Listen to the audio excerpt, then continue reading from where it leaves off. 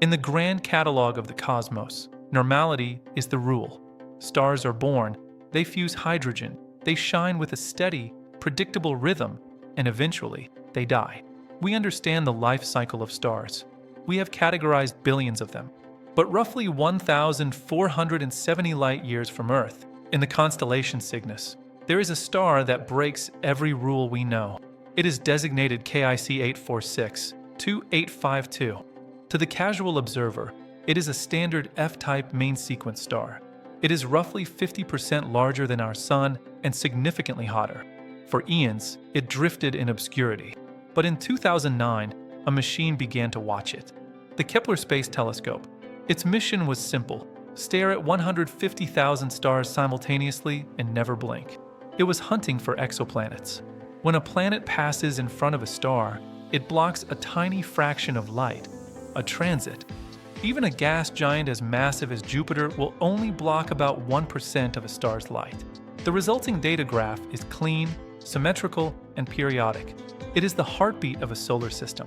But when the citizen scientists of the Planet Hunters program looked at KIC 846-2852, they didn't see a heartbeat. They saw a cardiac arrest. At one point, the star's brightness plummeted by 15%, later by 22%. To put that in perspective, if a planet caused that dip, it would have to be half the size of the star itself. And unlike a planet, the dip wasn't symmetrical. It was messy. It was chaotic. Whatever was casting this shadow was not a sphere. It was something else. Astronomer Tabitha Boyajian led the team that published the anomaly. They checked everything. Was the telescope broken? No. Was it a data processing error? No. The star was flickering, and there was no natural explanation that fit the physics.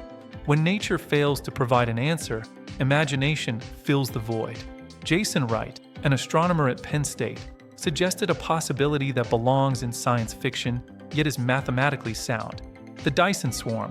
In the 1960s, physicist Freeman Dyson theorized that a Type II civilization, one far more advanced than our own, would need to capture the entire energy output of their star. They would build a shell or a swarm of collectors around it. If such a structure were under construction, it would look exactly like KIC 846-2852. Massive, irregular panels, swarms of satellites, a blockade of starlight on a scale we can barely comprehend.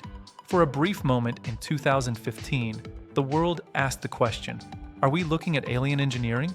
Extraordinary claims require extraordinary evidence. The scientific community didn't simply believe, they mobilized. They pointed radio telescopes to listen for signals. They pointed optical telescopes to watch for the next dip. They waited. And in May 2017, the star blinked again. A coordinated global network of astronomers, funded by a Kickstarter campaign, swung their instruments towards Cygnus. They named the dipping events Elsie, Celeste, and Scarab Ray. This was the moment of truth. If the object was a solid metal structure, an alien megastructure, it would block all wavelengths of light equally. Red light, blue light, infrared, a solid wall stops them all. But the data told a different story.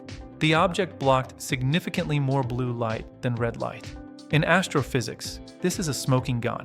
It is called chromatic extinction. Solid objects are opaque, but dust scatters blue light while letting red light pass through. The megastructure was transparent. It wasn't a machine. It was a cloud.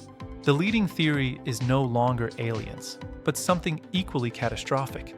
We are likely witnessing a family of giant exocomets, or perhaps a planet, a moon that was ripped away from its planet and is now being ground into powder by the star's gravity.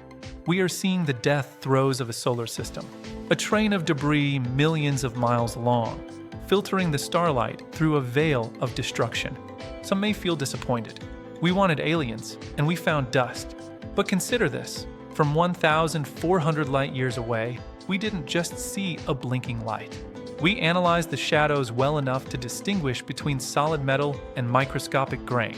The universe is not always what we hope it to be, but it is always more complex, more violent, and more beautiful than we imagined.